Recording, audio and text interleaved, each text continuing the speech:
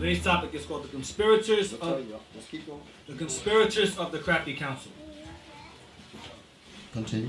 Y'all always goes into high level stuff. He's been doing that college level stuff, so I'm gonna try to follow that. Right. Try to follow that example. Psalms 83 verse 1. The book of Psalms, chapter 83 and verse 1. Keep not thou silence, O God. Hold not thy peace, and be not still, O God. For lo, thine enemies make a tumult, and they that hate thee have lift up the head. So, I'm sorry, let me get to go over that. Read it again, I'm sorry. For lo, thine enemies make a tumult, and they that hate thee have lift up the head. So, it says, thy enemies make a tumult. They that hate you lift up the head. I mean, they've gained strength, they've gained authority or power on the earth. That's what he's talking about. Go ahead. They have taken crafty counsel against thy people. So, they have taken crafty counsel against... Matter, read verse 2 one more time. For lo, thine enemies... Stop. He says, lo, thine enemies. This is David speaking to the Most High. So the Most High has enemies. All right, keep that in mind. The Most High has enemies. Read it again. For lo, thine enemies make a tumult. Meaning they're all a gathering, an angry mob. Go ahead.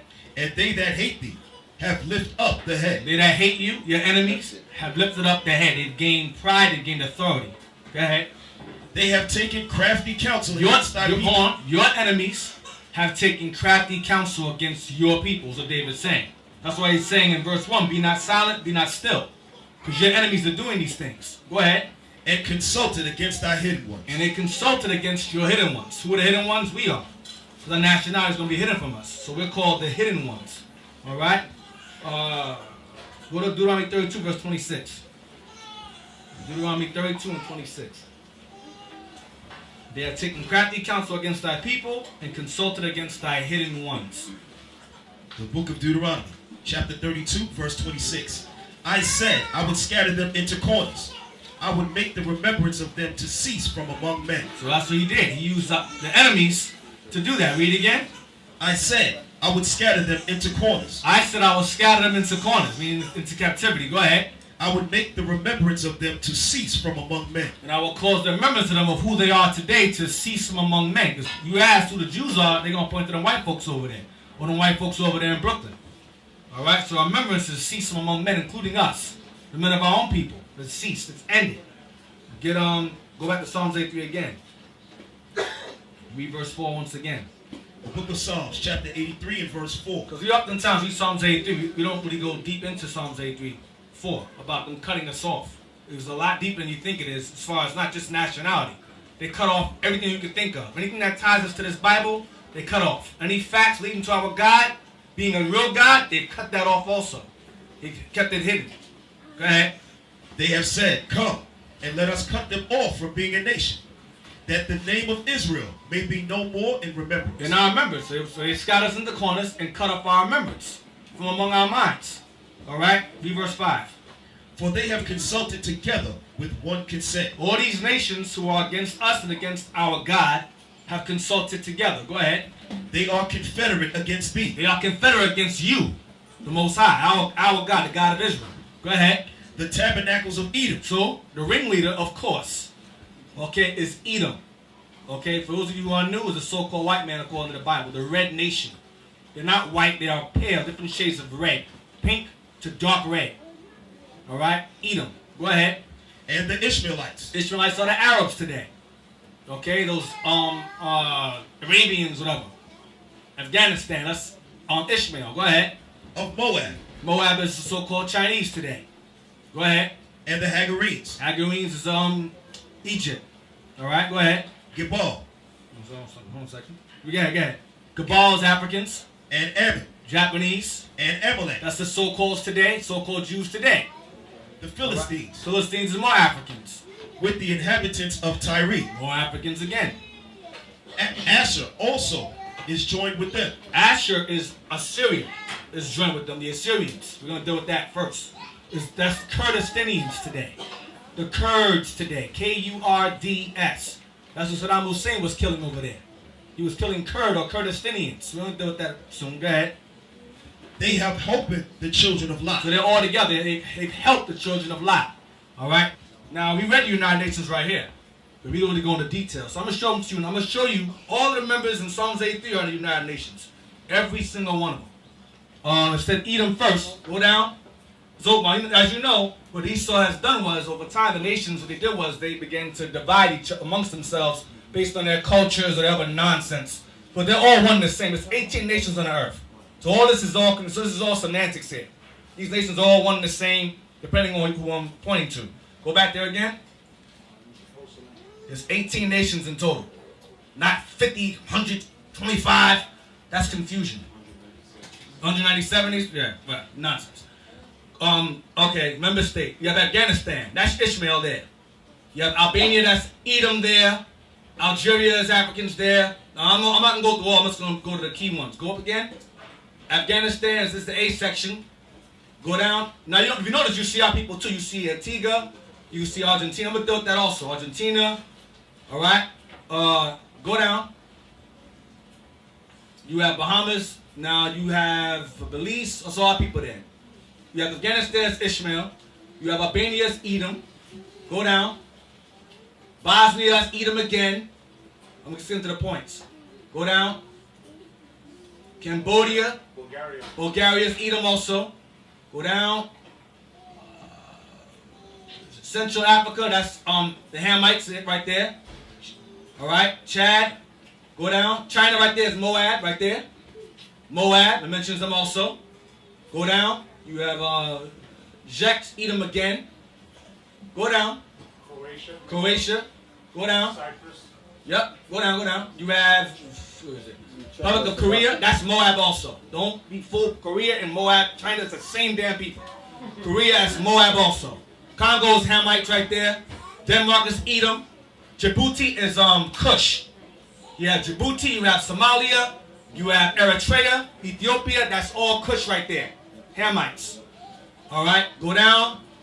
You have, what is that? Egypt. That's Hagarenes right there. You know, Arab Ishmael's in there today.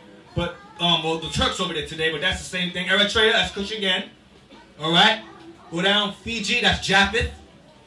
Zambia, Georgia, that's all Edom. Ghana. Yeah, our people are in all these places, but for the most part, it's damn Hamites too. Go down. Go down. You have, go down. Hungary, Edom again. What else? Give me a second. Iceland's Edom again. Israel, that's Amalek right there. Amalek. Indonesia's Japheth also. Jordan, that's Ishmael right there. So now go to Psalms 83 again.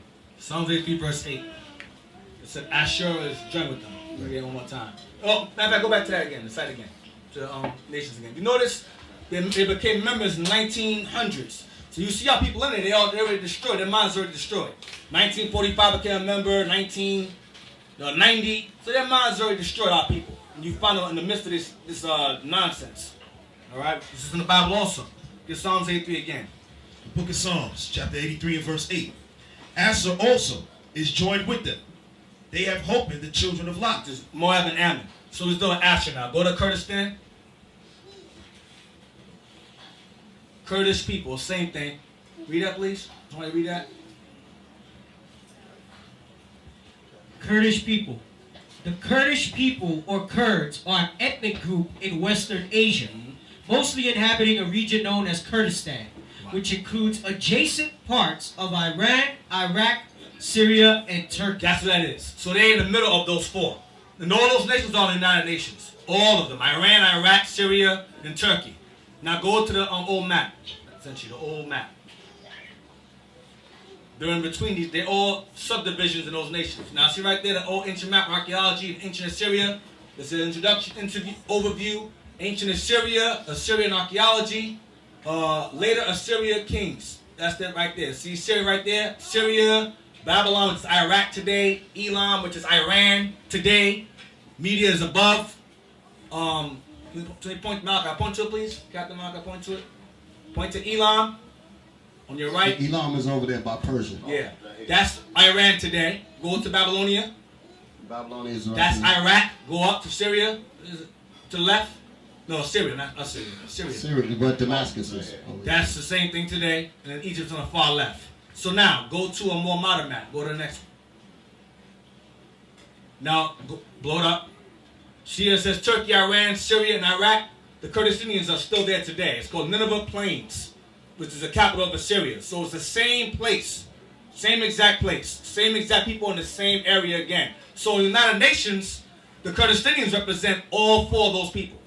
That's why Ashur is joined with them. They were joined with Ishmael and Iraq. They joined with the Syrians. They joined with the Turks, which is Ishmael and Edom mixed together, and the Persians or Iranians today, on the far right.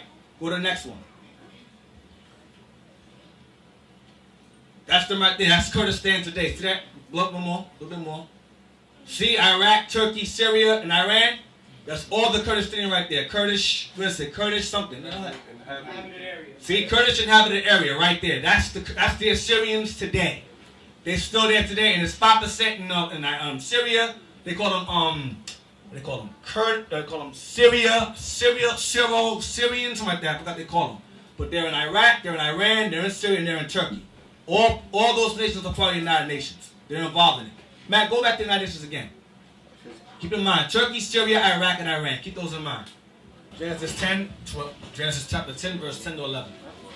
The book of Genesis, chapter 10 and verse 10. This is the beginning of the capital of Nineveh. This is when Nineveh was established. This is during, yeah.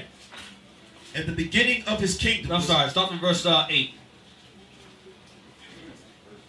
Verse 8. Yeah. And Cush begat Nimrod. Nimrod was the first king of that area. All right, the first king of modern Babylon today, which is Iraq, Iran, that region you saw earlier. Go ahead. He began to be a mighty one in the earth. He became the first king. He united all nations together under him, and they worshipped him as God. Go ahead. He was a mighty hunter before the Lord. And he hunted for men to serve and worship him. Go ahead. Wherefore it is said, even as Nimrod the mighty hunter before the Lord. Go ahead. And the beginning of his kingdom was Babel, and Erech, and Akkad. That's where the term Akkadians come from. Akkad. That's Iraq. Oh, it's the same area. Go ahead. And Calneh, in the land of Shinar. Shinar, the white man calls today Sumeria or Sumer. Shinar and Sumer is the same exact place. Go back to that map again. Right, this is Babylonia. Nimrod ruled all of that whole middle area there. You have Babylonia, Elam, all that. He ruled that whole region there, and up above that. Assyria, he ruled all of that. All right, he was the king of all of that region. Read again. And the beginning of his kingdom was Babel. Babel. So the beginning of his kingdom was called Babel or Babylonia. Go ahead. And Erech. And Akkad. And Calneh, in the land of Shinar. Shinar is that region right there. That whole thing. Iraq, Elam, Babylonia, that's Shinar or Sumer today. It's the same thing. Esau won't be fancy with the words. Sumer is Shinar. Go ahead. Out of that land. Out of that land now. Go ahead. Went forth Ashur. Went forth Ashur. That's Ashur, that's the Assyrians. They left, they decided what happened was they were united as the Akkadian Empire. You had Cush and what is that? Ashur. Right there, Ashur. See? Ashur right there. They were united as one. Ashur said, the hell with you, we're going to do our own thing. They split and they moved and decided to do their own capital. Alright? So Cush kept Babylon and Ashur decided to build their own capital. Read. And builded Nineveh. And they built their capital called Nineveh. Alright? Go ahead. And the city Rehoboth and Calah. So the Assyrians built their capital called Nineveh. Go back to the map again. Move up. Yeah, blow it up. See that? Nineveh Plains. That's their capital. That's where it was. Now it's ruins now. The Most High destroyed it. He had Babylon go over there and overthrow them. Now it's nothing but rubble and sand and garbage. Like America's going to be soon. Go to, something to say, Austin? Go ahead. Go to Genesis 10 again. I'm sorry. Go to 1 Maccabees 3:41. They get there you go. Hold 1 Maccabees 3:41. You see Iraq right there. Iraq. You have Iran, Islamic Republic of Iran. All right. They're part of the United Nations. You have Iraq on the bottom. Go down to S. Go down. Right. Syrian Arab Republic. They're there. What do you know? Syria's there. Go to T. Turkey's there. United Nations. All of them the same. So the Assyrians are joined to all four of the people who are part of the United Nations, who are united against us. Now you may ask yourself, well, why are Israelites in this list? You don't get that soon enough. Get 1 Maccabees 3:41. The book of First Maccabees, chapter 3, verse 41. Because them Syrians over there got, what they got, that nerve gas over there? People crying over them. The hell with them. First Maccabees 3 and 41. And the merchants of the country, hearing the fame of them, This is when the Greeks overthrew us and started to sell us. Read. took silver and gold very much, with servants, and came into the camp to buy the children of Israel for slaves. Go ahead. A power also of Syria. Of who? Of Syria. Of Syria. And of the land of the Philistines. These are probably 9 nations. Philistines. Go ahead. I mean, in Psalms 83. Go ahead. Joined themselves unto them. Now they all united together to buy us as slaves. Now they all united to keep us as slaves in that list over there. It's the same thing all throughout history, over and over and over again. So the Syrians were involved in that. The Kurdistanians are united with Iran, Iraq, Syria, and Turkey, who are part of the United Nations. They're all involved. Psalms 83 is giving you the United Nations. They're all grouped together as one. Just because you won't find them there, you're not going to find Iraq, Iran in Psalms 83. But it's the same thing as Ashur, because they're all united with those people. The book of Ecclesiastes, chapter 4, verse 16. There is no end of all the people, even of all that have been before them. So there's no end of Ashur or the Assyrians. They're still there.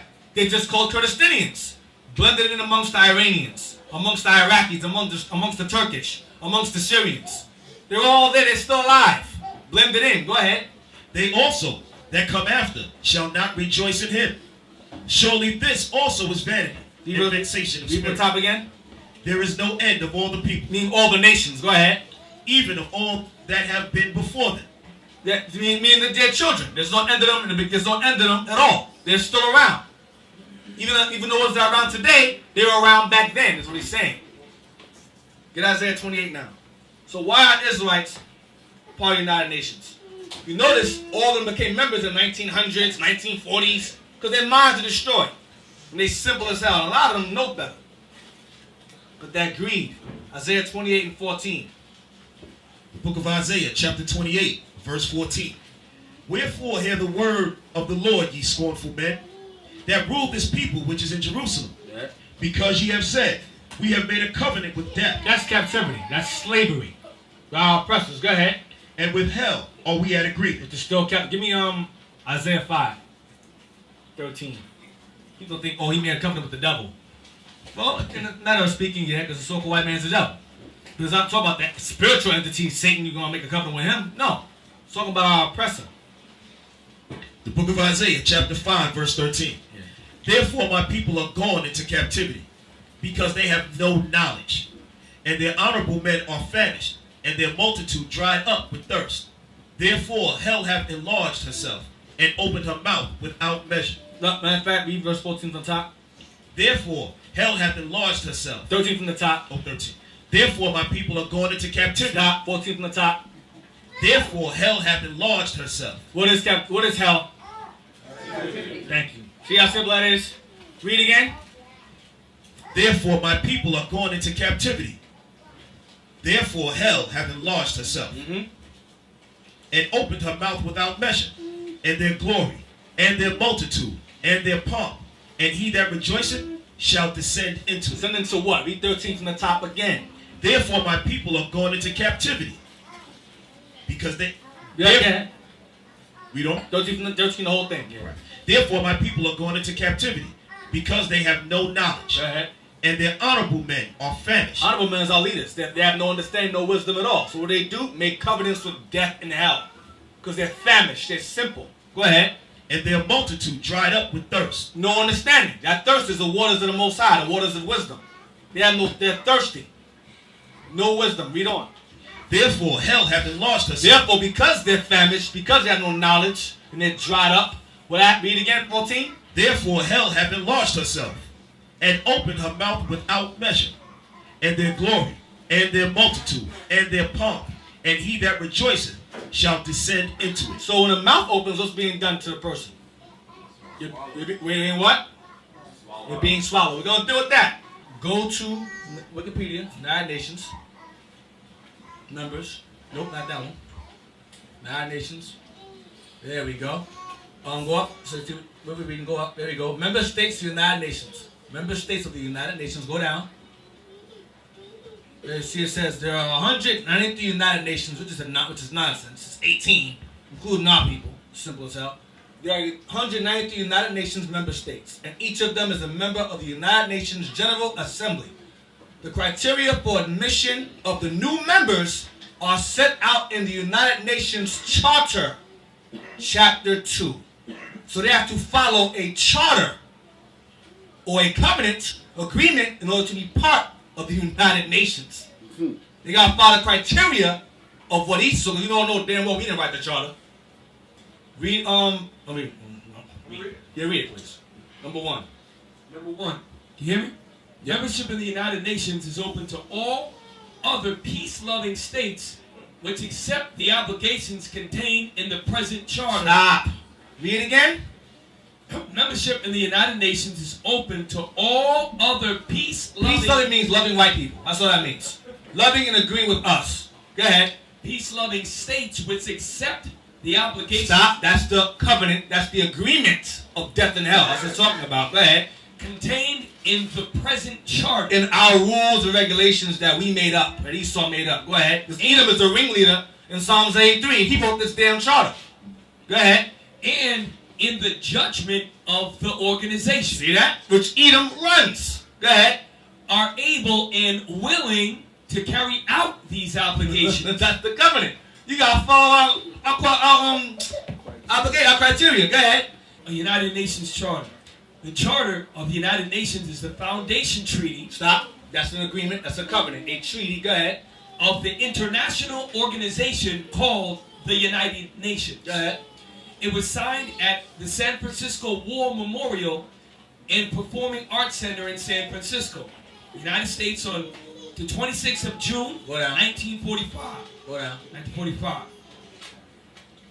By 50 of the 51 original member countries. Poland, the other original member, which was not represented at the conference, signed it 2 months later. Jump down to, it says, it entered into force, right there. Okay, it entered into force on October 24th, 1945, after being ratified by the 5 permanent members of the Security Council.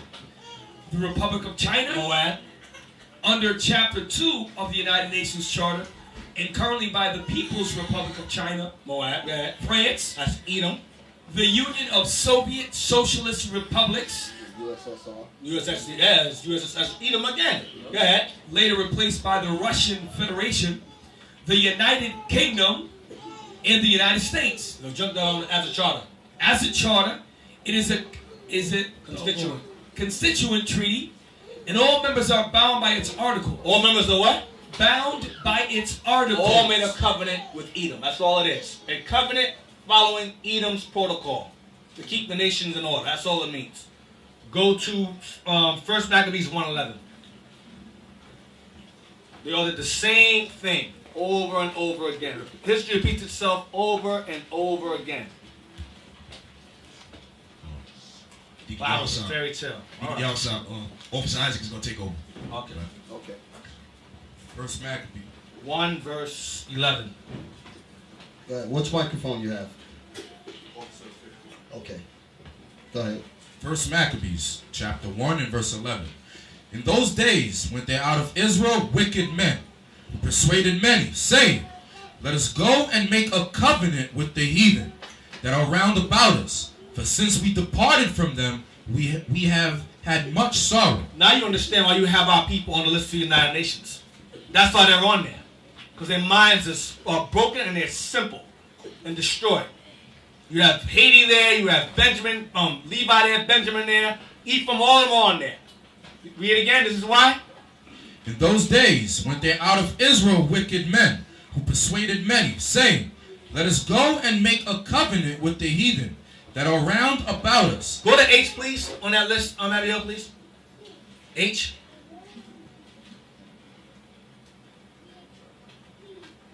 Now, who's on the top? What did America do for them? The nations did nothing for them during that earthquake over there. Nothing. And they're part of that council.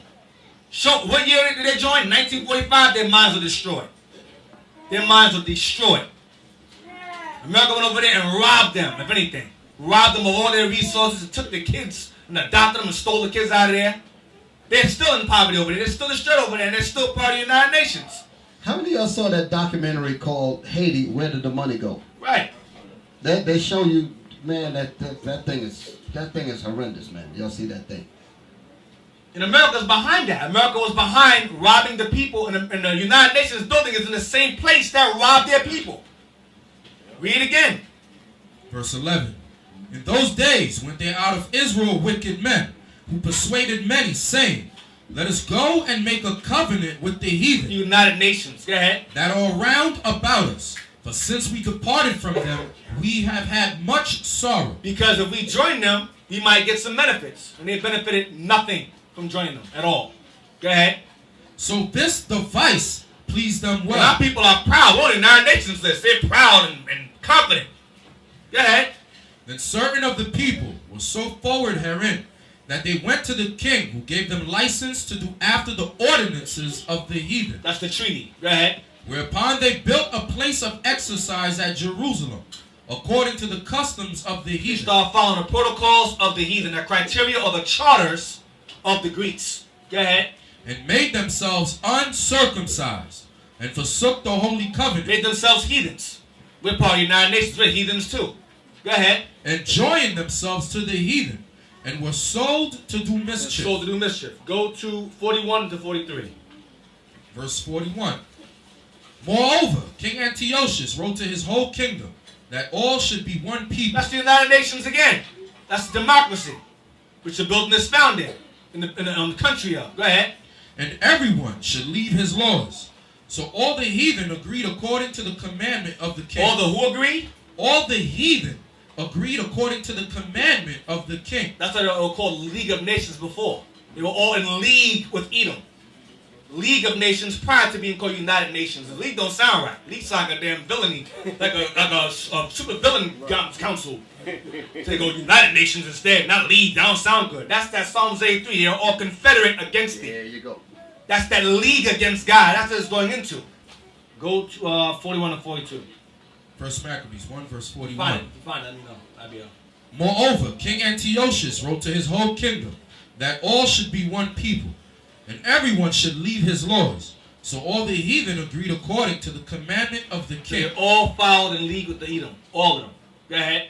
Yea, many also of the Israelites consented to his religion, And Israel went and joined the League of Nations also. So you find our people in the list. Go ahead. and sacrificed unto There it idols. is. There it is. There it goes. Read it. The league lasted for 27 years. The United Nations replaced it after There the you end go. of the World War. Hold it still. The end of the world. No, leave it the way it was. I can't read it like that. The league lasted for 27 years. The United Nations replaced it after the end of World War II, and inherited a number of agencies and organizations founded by It's the the league. same thing. It's the same exact thing. It replaced it. Meaning they just added more members. And change your name. League. Ooh, don't change that. United sounds more safe. But go ahead. That's what this nation does if you pay attention. When people catch on to what they're doing, they rebrand themselves. Right. They change their name, and Right. you think it's something new and different, and they spin you around in circles. Right. It's the same exact thing. Go to Lamentations 2:16. American Birth Control League. Yeah, That was it. called That was before Planned Parenthood. American Birth Control League. Look at the word there, League. League of Nations, nah, change that. Put it United. American Birth Control League, nah, call it Planned Parenthood. They always change things. They know how it sounds. These are those words. You know the reason why they had to get rid of that terminology? American birth control. This is stop right there. American birth control, because you know what that says? America controls how many children you have. Right. That's what that. So they said we can't You're mess league. with that. You ain't got to deal with the league part. Just look at the first three Right. three words. American controls your birth rate. So they said, wait a minute, that's genocide. So they said, no, we gotta sweeten it up. We gotta make it sound nice. We gotta make it sound. Something when I change it. Here's the Exactly. backup. Deacon Yahoo something he just said. In 1938, the clinic was organized into the American Birth Control League, which became part of the only national birth control organization in the U.S. until the 1960s. But the title was found too offensive See? and against families. So the League began discussions for a new name. The League began discussions of a new name, like United Nations. That's what happened. It's the same, because Esau understands words. He knows, okay, let's change that. League doesn't sound right. Let's just make United. That sounds better. Because League sounds like Confederate against thee. That's what it sounds like. Lamentations chapter 2 verse 16. All thine enemies have opened their mouth against thee. They hiss and gnash the teeth. They say, we have swallowed her up. Wait a minute. Where was that read before? Where was that read before? Jonah. Don't call out.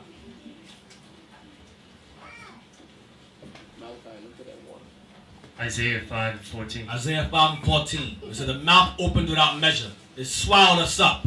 We descended into it.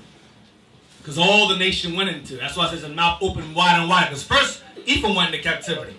Then the mouth got bigger and Judah fell in there right along with him. So he got swallowed up by who? Read again. All thine enemies. It says, no, some of them. All thine enemies. It says all of them. Hold that. Give me Nehemiah 5:9, please. Some think, oh, the good ones. The bad ones did it. No. All of them. Nehemiah 5:9. Nehemiah knew something that people don't know today. A lot of Israelite camps, they don't read the scripture here. And Christians don't read the scripture here. Well, the same thing. Nehemiah chapter 5 verse 9. Also I said, it is not good that ye do, or ye not to walk in the fear of our God, because of the reproach of the heathen, our enemies. The reproach of who? The heathen, our enemies. Nehemiah said the heathen, our enemies. What does heathen mean? Ezekiel. It means nations. Nations usually means nations. Alright? Nations outside of our own. Alright, read again, the bottom part. Thanks. Also I said, it is not good that ye do, or ye not to walk in the fear of our God, because of the reproach of the heathen, our enemies. So the heathens are our enemies. Now go to Lamentations again. Lamentations 2:16 again. Lamentations 2:16. All thine enemies have opened their mouth against thee. So all the heathen have opened their mouths against us. Well, how are they able to do that? Because they were all Confederate in Psalms 83. Go ahead. They hiss and gnash the teeth. Shh, niggas. Spits. Hiss and gnash the teeth. Go ahead. They say, we have swallowed her up. We enslaved them. We got them. We took their lands. We took them. We took their identity from them. We swallowed her up. Go ahead. Certainly, this is the day that we looked for. This is the day we what? That we looked for. The day that we The day we looked for. We're going to find out where. They hiss and gnash the teeth. They say, we have swallowed her up. Certainly, this is the day that we looked for. This is the day we looked for. We're going to find out where we looked for that. Go ahead. We have found. We have seen We it. found it. It was going to happen, and we've seen it. Go ahead. The Lord hath done that which he had devised. He hath fulfilled his word that he had commanded in the days of old. He hath thrown down, and hath not pity. And he hath caused thine enemy to rejoice over thee. He hath set up the horn of thine adversary. That goes to pride is lifted up. Lift up the head. That's Psalms 83 again. They've gained authority over the earth, authority over us.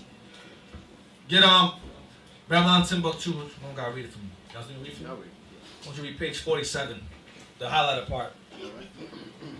This is when Israel, long after Israel fled from Jerusalem in 70 AD, we fled into Africa. And in the midst of us dwelling there, the Bible was published and distributed in different languages. Okay, we're reading out of the book of From Babylon to Timbuktu on page 47. Well, it was translated, really. Translated, go ahead. Page 47 under the... This is the history of Islam. This is Right. the time when Muslims started to rise up and they wanted to learn the history of their father Ishmael, the Arabs. It says, incidentally, by the time the Hebrew Old Testament had been translated into Arabic, and the Arabs were rapturously pleased to read about their great ancestors in the history of the Hebrew patriarchs. Abraham and Ishmael. That was their ancestors. Of the Hebrew patriarchs. Mm-hmm. This fact alone helped Muhammad to inspire in the Arabs the feeling of nationalism and racial pride. See that? So they had our Bible, when they used our Bible to instill in themselves pride and honor in their race. All right, and that's he used that to say, okay, follow my religion now that I stole from the Jews. That's it on that. No, Yeah. because they had read in the Hebrew Let's scriptures see. that Ishmael was to become a quote-unquote great nation. See that? So they read the Bible. Ishmael read the Bible, right? Read this, Black Holocaust. This is first one we read was tell me what the book is called. This the name of the book is called is entitled "From Babylon to Timbuktu." It was written by this black man. He was a scholar named Rudolph R. Windsor. That was page 47. Page 47. This is page 34 of the Black Holocaust, written by S.E. Anderson. All right. Now, remember I said earlier, it says in Lamentations 2:16, this is the day we look for. This is the day we look for. We have found, we have seen it. And they read it. They said they're gonna go into slavery eventually. Their God gonna forsake them. That's gonna be our chance to enslave them. Read that right there and highlight that part. Right now we're reading out of this is what is known as cross-referencing books. So y'all got to get into that cross-referencing history books. You know how to go from one book to the other book, bringing out the same subject and stringing it all along where the people can understand what you're bringing out. Okay. So now we're going to read, continuing on with the subject. We're reading from the book entitled "The Black Holocaust." Okay, it's written by S.E. Anderson. He goes into the Arab-African slave trade. He goes into the Arab slave trade. He goes into the Chinese slave trade. Because China has slaves also. Moab. Go ahead. Okay, this is on page 34. It says, "Let us be clear. It was the Arabs who set the foundation for exploring Africans. They were the forerunners of the slave trade, the trans-Saharan slave trade. That lasted for 1,200 years. Go ahead. For taking the people of Africa to strange and horrible lands. It took us, Israelites who were inhabitants of Africa, to strange and horrible lands. Go ahead. It was true that many Arabs saw Africans as inferior human beings. They saw what? It was true that many Arabs saw Africans, Israelites, as inferior human beings destined for bondage. What did they say? Destined for bondage. They said that the Israelites. Read the whole thing again. It says, it was true that many Arabs saw the Israelites, got Africans here, as inferior human beings destined for bondage. Destined for bondage. Destined for bondage. I don't think they caught on. I don't think they caught on to that. Now you gotta read it again. I'm gonna see if this. Where's Captain Joshua at? I'm gonna see if the hot butter of these words melt on that biscuit called the brain. I want to see if y'all see if y'all pick that up. This man said that it was true that many of the Arabs saw the Israelites, us, as inferior human beings, and our destiny was bondage. That's what he's saying. That we're supposed to be enslaved. That's what he's saying. Because they read it. And that's exactly how these bastards feel. Read it in Arabic in the Bible. They read it.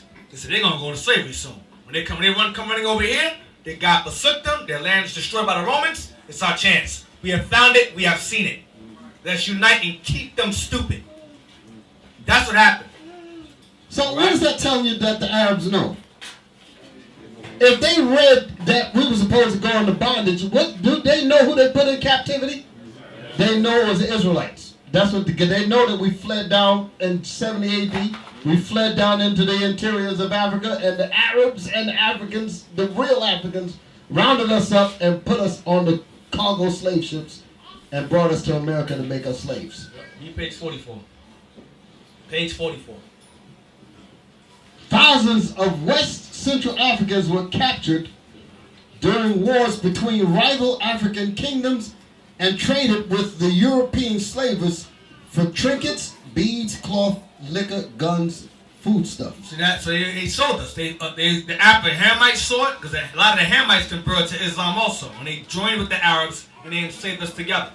Because they saw it. And that we were destined for bondage. When they overthrew us, they said, okay, we beat them. They got ain't with them no more.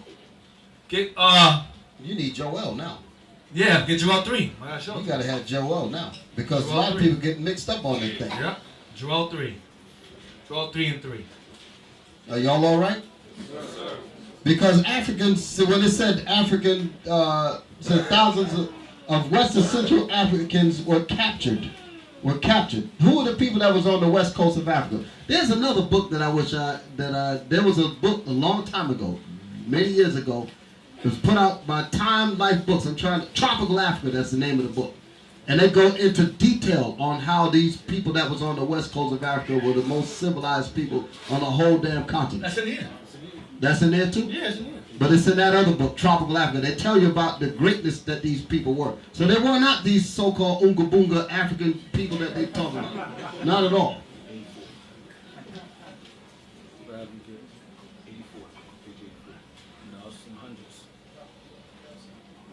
It's in that book too? Yeah. You know, I have that book. I'm trying to remember if I read it. I have it on a frame of my wall. Well, if you got They it, might drink. They would oftentimes get drunk and rape our sisters.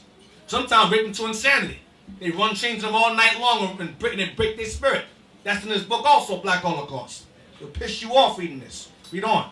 Yea, what have you to do with me, O Tyre and The Zidon? same people unite in the Psalms 83. The inhabitants of Tyre. Sidon is the same people. Go ahead. And all the coast of Palestine. You have Africans and you have Arabs. Coast of Palestine is Ishmael. Today, Palestinians today. Go ahead. Will you render me a recompense? Because God did not choose them as his chosen people. He chose us. So as a payback, they go, you know what? We're going to get back at God, who is their enemy, instead we're going to sell people into slavery. That's why David said, thine enemies make a tumult. Because they thought by getting at us, by our God, we're going to get at his people. That's what they were doing. That was their recompense against our God for not choosing them. For not choosing their daddy Ishmael or their daddy Ham.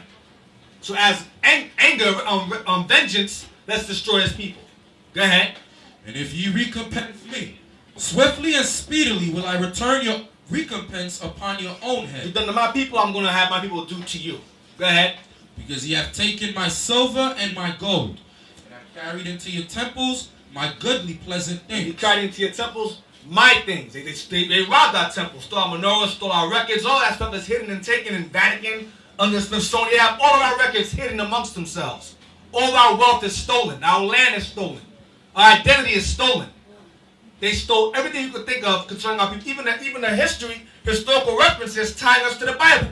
God's miracles a mystery. Noah's Ark a mystery. We're not sure if it's the big boat. That big boat on Mount Ararat, we're not really sure if that's really there. It's sitting there. Oh, the flood, we're not really sure if the flood happened. They had found the chariot wheels under the sea. They have on the walls, he mentions Israel. I'm going to get to that also. Anything that ties us to the history about God existing, let's cut that off. Remove that, and let's create evolution. Everything was made from an explosion. We don't know when. We just know that it exploded, and it happened around we don't know, around the year we don't know, and y'all going to believe it. Yes, sir. And Negroes follow it. Go ahead. The children also of Judah and the children of Jerusalem have you sold unto the Grecians. So the Hamites and the Arabs sold us to who? The Grecians. Sold us to the Greeks. Sold us to the Grecians. White folks. Portuguese. Dutch. French. English. Go ahead. Danish. Go ahead. That ye might remove them far from their border. Move us far from our border and do what? Jump to verse 2 again, the bottom. For my people and for my heritage Israel, whom they have scattered among the nations and parted my land. That's why. They moved us far from our border and then they took our land and parted it for themselves. That's what they did. The United Nations, the League of Nations was behind putting the people in there. 1948, the League of Nations gained public sympathy and put those bastards in our land. They became a state in 1948. Then they put Hamites in there in 1984 under Operation Moses. The Zionist government did that. Amalek as usual. Edom as usual. Now, in this book, it mentioned earlier that they sold thousands of West and Central Africans were captured during wars between rival African kingdoms. Because we established our kingdom in Africa, and they overthrew it. All right? And enslaved us and sold us out of our kingdoms, and then called themselves by us, took our names in the land today. There's very few of us left over there. We're over there, but very few of us. We're a minority over there. Very small. Remnant. Majority of us are brought over here. So now, to the point that I was making earlier about the people in West Africa being a different group than the African kings and all of that rounded us up and sold us. Remember, the Africans and the Arabs rounded us up and sold us over here on the slave ships to the white man. Well, in the western or the Ivory Coast, the western parts of Africa, it's going to tell you in this book about these people to let you know that they were not quote unquote Africans. We're going to read about them. This is in the same book called From Babylon to Timbuktu, on page 90. It makes mention of the black Jews. Wait a minute. Yeah, because he says black Jews. You got to explain why he says black Jews. The black Jews had an advantage over the African tribes. Wait a minute. The black Jews had an advantage. The black Jews. Wait a minute. The black Jews. The black Jews had an advantage over the African tribes. They carried their culture, history, laws, and written records with them. We have found it. We have seen it. When they took us as slaves, they took our records and said, okay, they're going to be slaves. All right. Go ahead. This assured them a constant precedent for the development of a higher social organization. Because of the stability of the black Jewish culture, the Jews were not absorbed into the autochthonous population. The originals. The Right. original Hamites, the original inhabitants. We weren't absorbed into their customs. They were trying to follow ours. Right, we kept separate from them. Right. In fact, the Jews absorbed some of the native tribes. They want to follow us. Right. The Jews made use of every opportunity. They were industrious and skillful people. In the Jewish Ghanaian states were found kings, princes, governors. This is talking about Israelites. No, it says were found because he got sold out of there. Were found.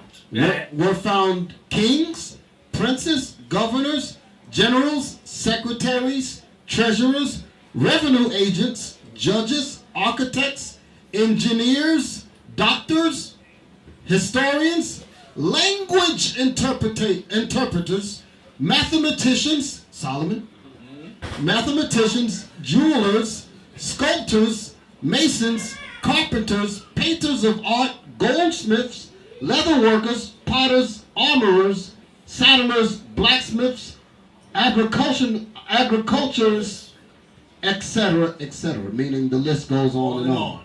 We were geniuses over there. And they knew. Those ain't Africans over there. Them Africans over there are stupid. Take them over there. And they brought us over here with those same skills and built America. We already had the high qualifications over here, the high resume.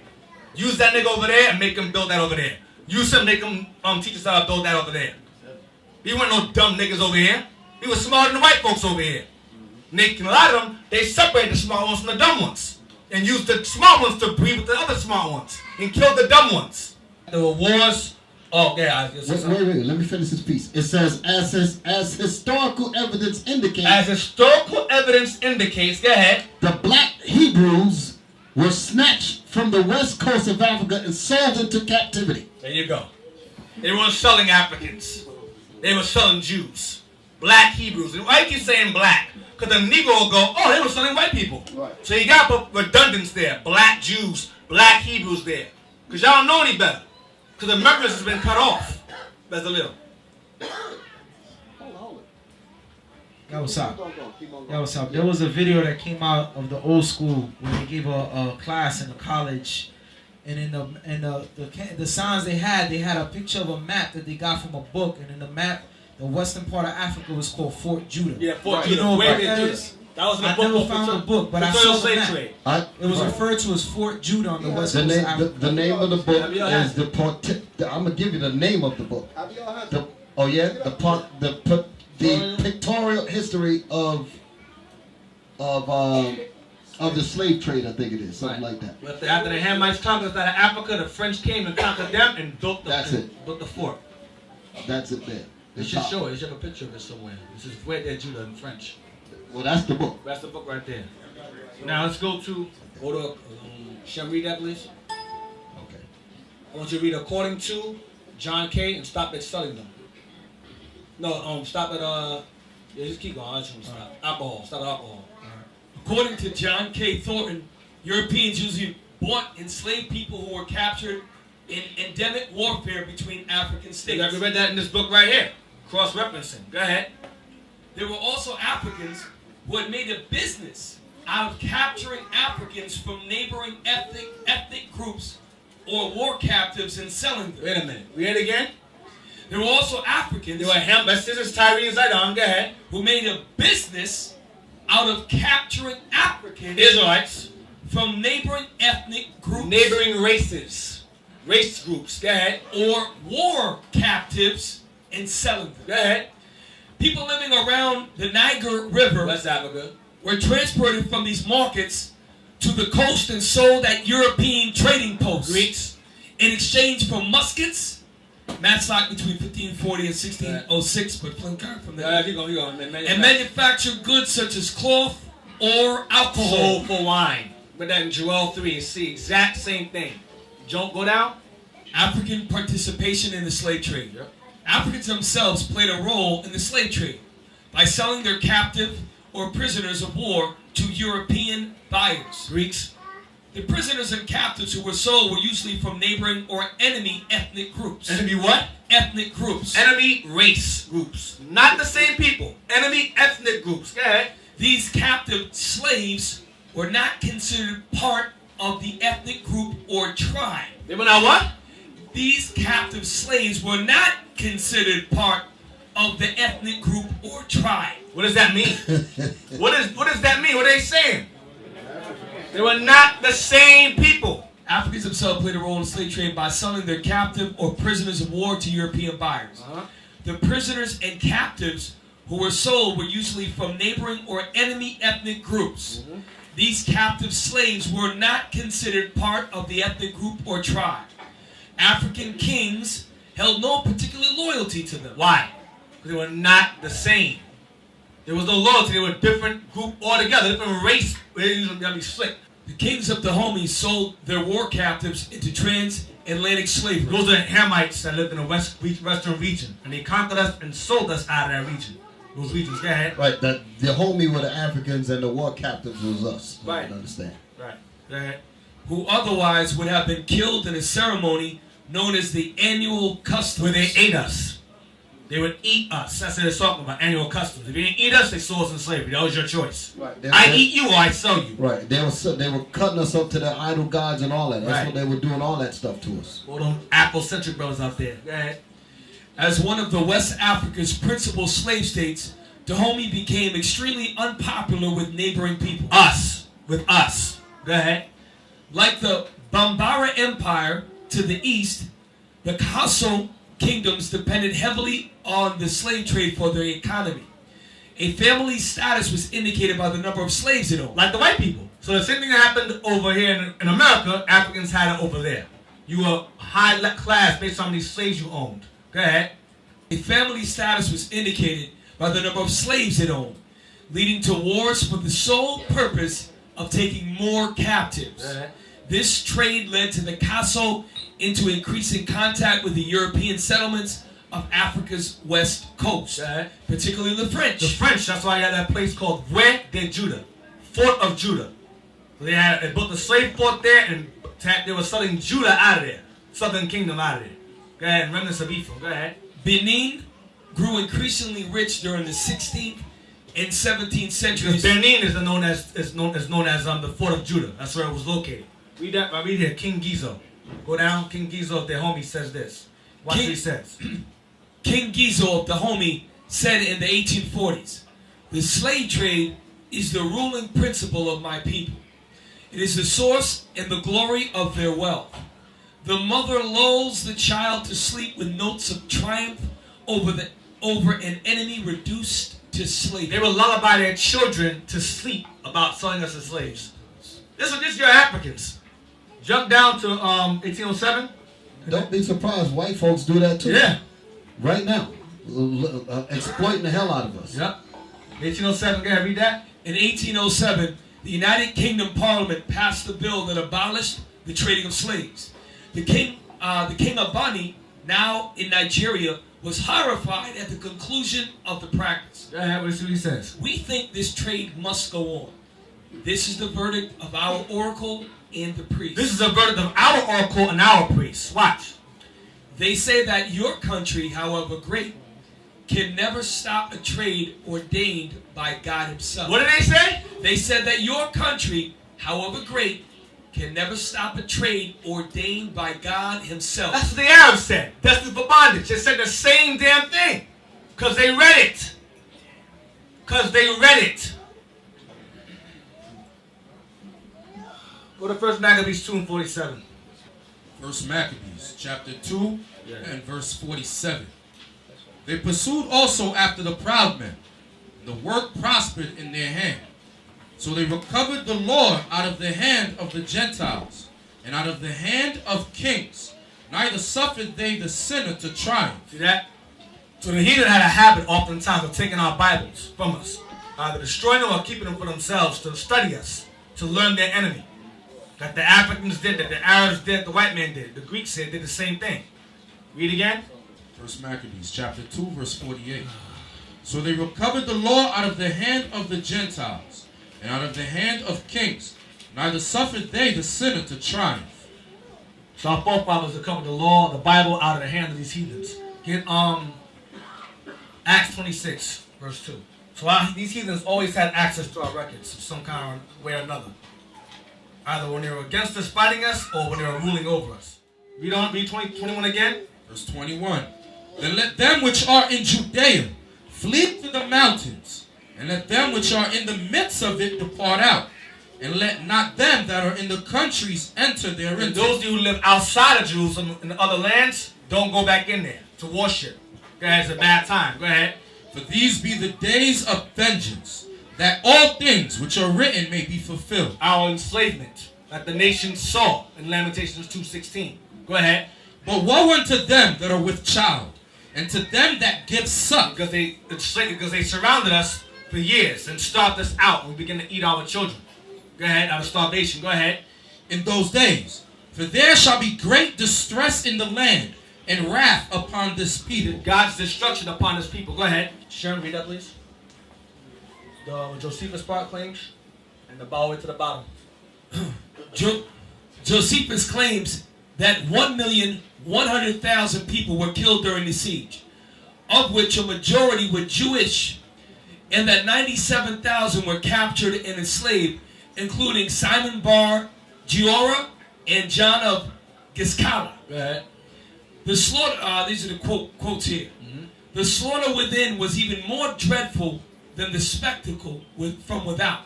Men and women, old and young, insurgents and priests, those who fought and those who entreated mercy were hewn down in indiscriminate carnage. So I didn't make. So you say I didn't make that up? There's the history. Go ahead. The number of the slain exceeded that. Let me repeat that. The number of the slain exceeded that of the slayers. The legionnaires had to clamor. I think that's the word. Clamor over the heaps of dead to carry on the work of extermination. And they put Jerusalem upon heaps. That's what we just read out of the Bible. The heap, meaning heaped our bodies up. Read the next one. Watch this. Many fled to areas around the Mediterranean. Titus reportedly refused to accept a wreath of victory. He refused to accept the honor of victory for the success of killing us. Go ahead, watch what he says. Saying that the victory did not come through his own efforts, but that he had merely served as an instrument of God's wrath. This is the time when the Greeks want to have our records in their language, because our people are living in their lands, so they want our Bible translated into their language, into Greek. Read that right there. So we're reading about, this is Ptolemy? It's book 12. Okay. It says, but he said, he had been informed that there were many books of the laws among the Jews worthy of inquiring after, and worthy of the king's library. He had a large library of books, and he wanted the Bible added to that library of books. He had thousands upon So thousands this is of talking books. about Alexander. Right. Right. One of the Greeks. That was Right. there. Okay. All right. But they put it in that big That time. Alexander. Right. Alexandria. Right. But which, being written in characters and in a dialect of their own, will cause no small pains in getting them translated into the Greek tongue. Into the Greek language. What you call Are y'all with me all right?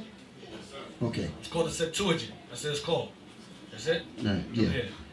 It is not fit for us, O king, to overlook things hastily or to deceive ourselves, but to lay the truth open. To lay the Bible open. Go ahead. For since we have determined not only to get the laws of the Jews transcribed, but interpreted also, Understand it also. for thy satisfaction. By what means can we do this? While so many of the Jews are now slaves in thy kingdom. Now, jump up. Read this right here. Okay. When thou, O king, gavest me charge concerning the collection of books that were waiting to fill your library, and concerning the care that ought to be taken about such as are imperfect, I have used the utmost diligence about those matters. And I will let you know that we want the books of Jewish legislation. We want those Bibles. Go ahead. With some others, for they are written in the Hebrew characters, Written in their language. and being in the language of that nation, Of us. are to us unknown. You don't understand Hebrew. We speak Greek. Go ahead. It has also happened to them that they have been translated more carelessly than they should have been, Go ahead. because they have not because they have not had hitherto royal care taken about them. They weren't taken care of properly. In translation, it was poor. Go ahead. Now it is necessary that thou shouldest have accurate copies of We them. want accurate translations of them now. In Greek. Go ahead. And indeed, this legislation is full of hidden wisdom. This what? Read again. This legislation This Bible is what? is full of hidden wisdom Go ahead. and entirely blameless, Factual. Go ahead. as being the legislation of God, for which cause it is, as Hecatatus of Abdia says, that the poets and historians make no mention of it, nor of those men who lead their lives according to it, since it is a holy law and ought not to be published by profane mouths. If then it please thee, O king, thou mayest write to the high priest of the Jews to send 6 of the elders out of every tribe, and those such as are more skillful of the laws, and by their means we may learn the clear and agreeing sense of these books. And that's how they learned our Bible in Greek. The Greeks had access to our records, and the Romans translated that, and they ended up reading it also. And they realized, okay, they're going to go into slavery one day. And that's when Titus made that statement, I am an instrument of God's wrath, because they read it. In Deuteronomy 28, they read all of that stuff. They always had access to our records. The nations always gained access to our records. The Arabs had it in Arabic. The Greeks had it in Greek. The Romans got it in Latin. It's the same thing. They all gained access to our records. They knew they were going to be overthrown eventually. All right? There's more. There's more? And may obtain an accurate interpretation of their contents, and so may have such a collection of these as may be suitable to thy desire. Your desire, a suitable translation. So that's in a called Book 12, from the death of Alexander the Great to the death of Judas Maccabees. So y'all can understand, this is a book. The Josephus, the complete works. This is There's bones in here, but there's some good stuff in there also. Okay. It's in the Bible dictionary also. That's why I went there. This is in the Bible dictionary too. Go to Judith 5 and 3. I'm gonna wrap up on this. Judith 5 and 3. The book of Judith, chapter 5 and verse 3. I'm gonna show you these nations understood our history and their own, and their history in our records. Judith 5 and 3. And he said unto them, Tell me now, ye sons of Canaan, who this people is, that dwelleth in the hill country, and what are the cities that they inhabit, and what is the multitude of their army, and wherein is their power and strength, and what king is set over them, or captain of their army? This is a warrior, a general of Nebuchadnezzar, and he was inquiring of who these people are, what are their strengths, what are their weaknesses, who's their king. He was asking. He was going to try to overthrow us in Jerusalem. All right. So he was inquiring of the people of the land, Canaan. Explain to me these people. Explain their weaknesses, their strengths. Explain to me. Jump to verse 5. Verse 5. No, in fact, verse 5. Verse 5. Then said Achor, the captain of all the sons of Ammon. So this is the general of the sons of Ammon. Okay, so-called Japanese today. Go ahead. Let my lord now hear a word from the mouth of thy servant, And I will declare unto thee the truth concerning this people, which dwelleth near thee, and inhabiteth the hill countries. And there shall no lie come out of the mouth of thy servant. This people are descended of the He came Chaldeans. from the land of the Chaldeans. This is Iraq. Abraham came from out of it. He came from Ur of the Chaldees. Abraham came from Ur of the Chaldees. All right? There's a little. The elder said to remind the class that although 10 tribes left, a remnant stayed with Judah. That's how the Greeks got elders of all the tribes to help translate the scriptures. Right. Right. You already said? Say it again, Bezalel, so I understand. He said, although 10 tribes left, a remnant stayed with Judah. Right. That's how the Greeks got elders of all the tribes to help translate the scriptures. Right. So now all 12 tribes, 10 tribes came over here. Some of them stayed with Judah, and they helped translate the Bible into Greek. He chose each. He chose 6 of each of all 12. All right. Now read on. Verse 6. This people are descended of the Chaldeans.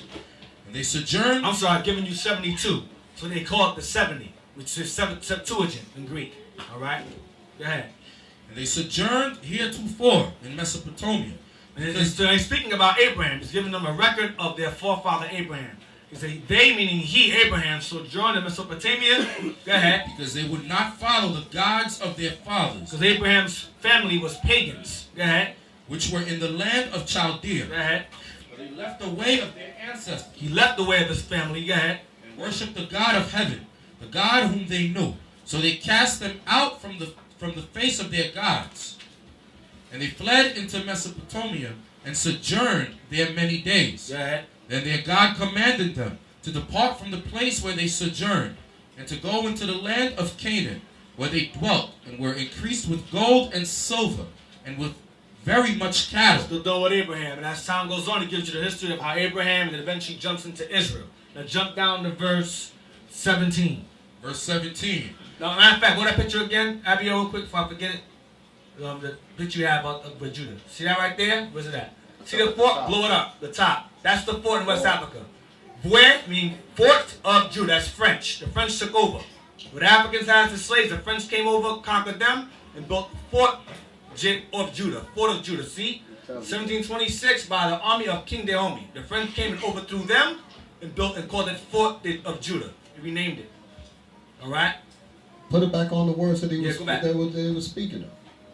No, Wait, no, more, no, more. no, no. Right there. He was quoting it and you're moving it. It was the French who founded the Fort of Judah, or Wida, which was the family destroyed in 1726 by the army of King of Dahomey.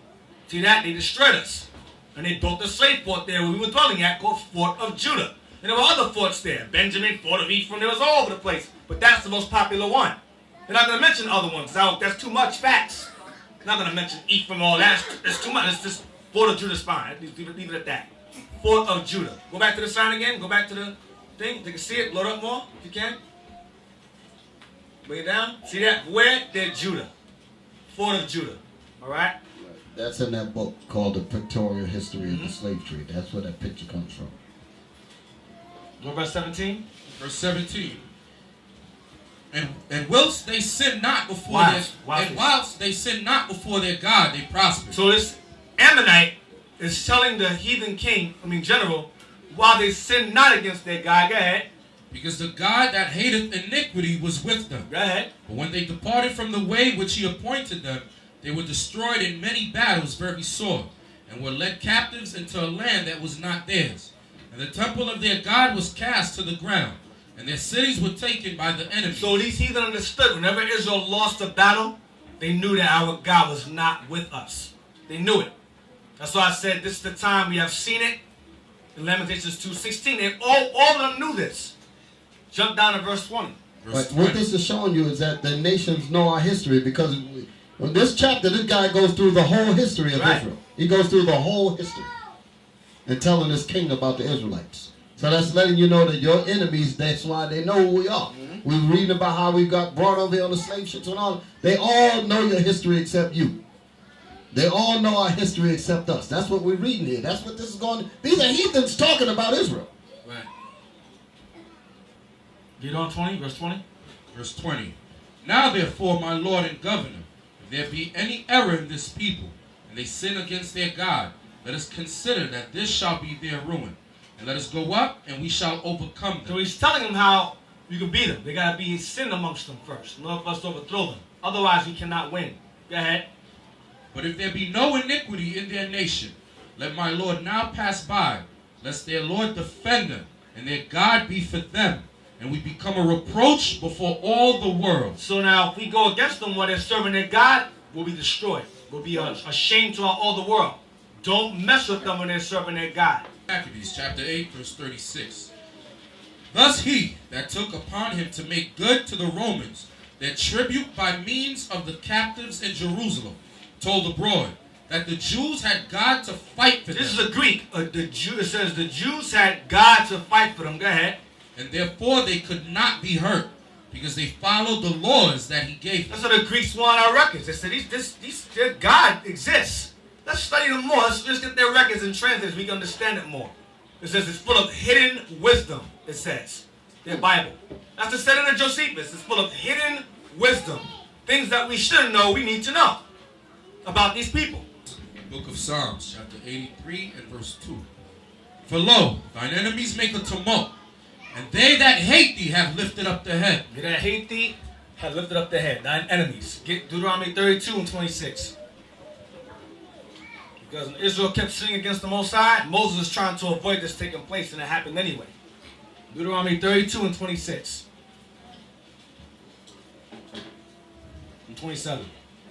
Deuteronomy chapter 32 and verse 26. Now this is the Most High speaking and Moses speaking. The Most High is telling Moses something, and Moses is applying to the Most High statements. Read. Verse 26. I said, I would scatter them into corners. This is the Most High telling Moses, I said I would scatter them into corners. Go ahead. I will make the remembrance of them to cease from among men. And I will cause the remembrance of them to cease from among men. Their identity, they will be called the hidden ones. Back in Psalms 83. I would hide their identities from them, cut them off from being a nation. Were it not that I feared the wrath of the enemy? This is Moses now. Were it not that I feared the wrath of the enemy, because Moses did, by keeping Israel in check, so our God would stay with us. Otherwise, they'd overthrow us. Read it again.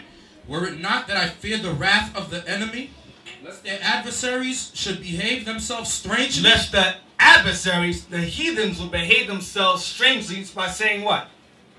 And lest they should say, our hand is high, and the Lord hath not done all this. They would say there is no God. That's what the nations did. They said we're going to hide any record of their God ever existing. We're going to hide knowledge of the Red Sea. We're going to hide the Ark. We're going to hide their burials, because their bones is around. They have them. They took them. They're going to hide. They gained. Read it 27 again. Read it again. Verse 27. Were it not that I fear the wrath of the enemy? Because Moses kept saying, listen, when Israel went off, Moses would say, listen, Lord, forgive them, forgive them. He would come on our behalf and keep the enemy from attacking us. But after a while, Moses died. And Israel started going the hell off. So he couldn't stop it anymore. Read again.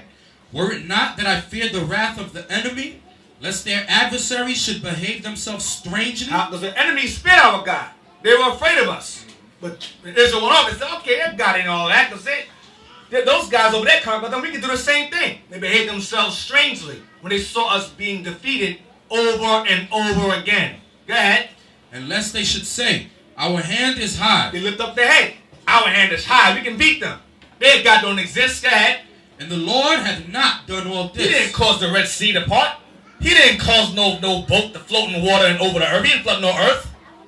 He didn't do nothing. Evolution did it. Zeus did it. Odin did it. Baal did it. They start behaving themselves strangely when Israel started going the hell off and making things up and hiding our records and hiding things that lead us to the Bible. So you can't find nothing because they act strangely. Get Psalms 2 and 1.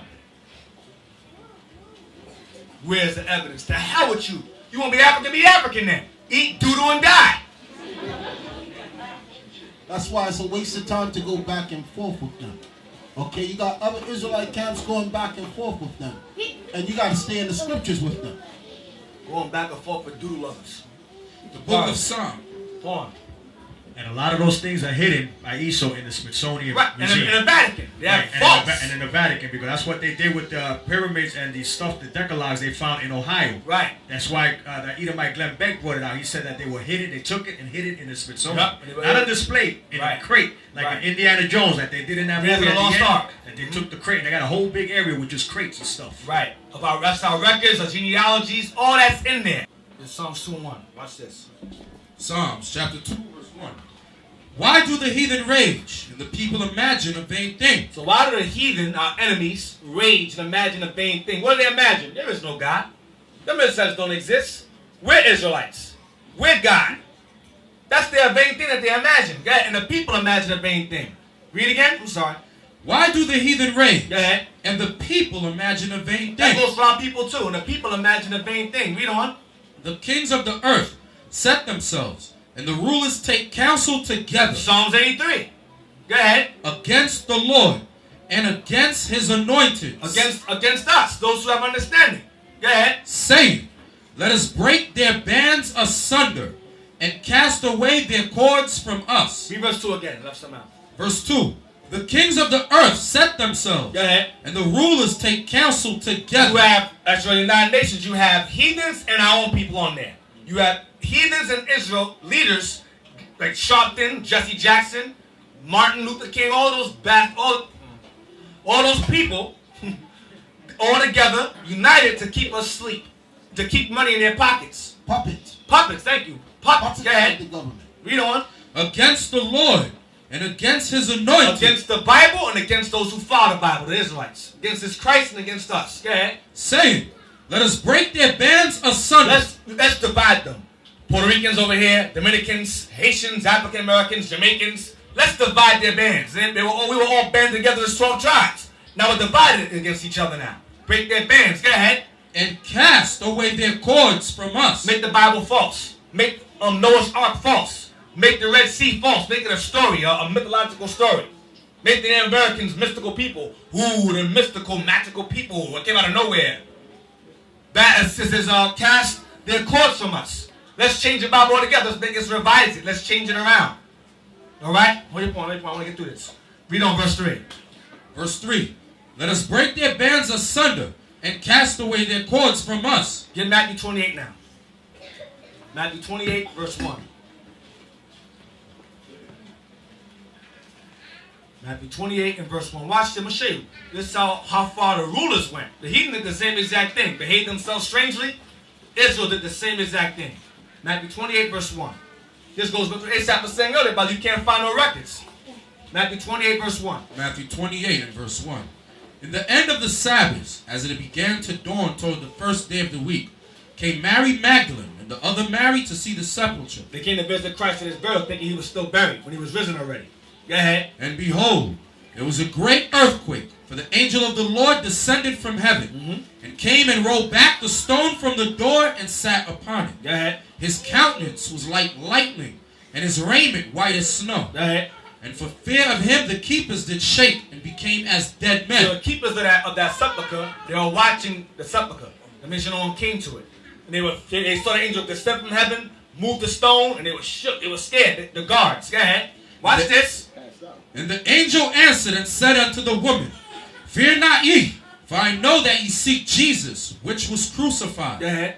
He is not here, for he is risen. He's risen already. He's gone. Go ahead. As he said, Come, see the place where the Lord lay. Go ahead. So they went inside. Go ahead. And go quickly, and tell his disciples that he is risen from the dead. Go ahead. And behold, he goeth before you into Galilee.